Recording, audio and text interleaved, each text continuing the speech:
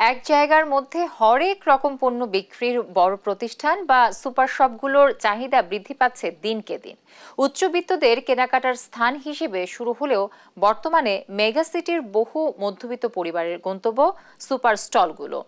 এদিকে লেনদেনে এসেছে নতুন মাত্রা। ক্যাশের পরিবর্তে মানুষ নির্ভর হচ্ছে মোবাইল ব্যাংকিংয়ে।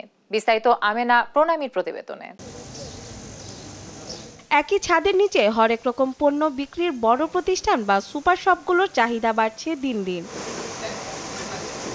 কাঁচা বাজার থেকে শুরু করে মুদিপণ্য, মুখরোচক খাবার, মাছ, মাংস, কাঁচা ও শুকনো ফল, শিশুদের খাবার, প্রসাধনী, এমনকি নানান পরিচ্ছন্নতার উপকরণ সবই পাওয়া যায় এই সবগুলোয়।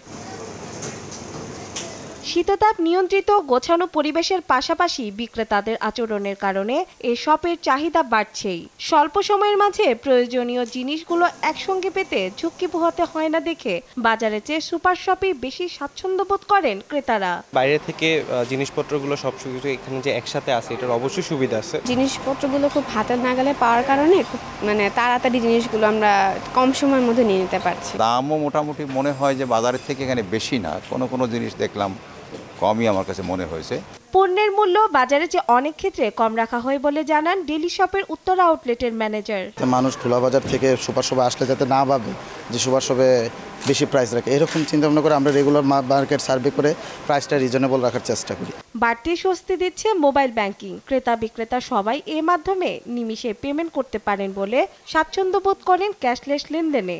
ক্যাশব্যাক সহ বিভিন্ন ডিসকাউন্ট অফার থাকায় ক্রেতারাও ছুটছেন মোবাইল ব্যাংকিংয়ে। অনেক সময় দেখা গেছে যে যারা ক্যাশে টাকা থাকে না, তারা চাইলে মোবাইলে বিকাশের মাধ্যমে বা মোবাইল ব্যাংকিংয়ের মাধ্যমে পেমেন্টটা করতেছে।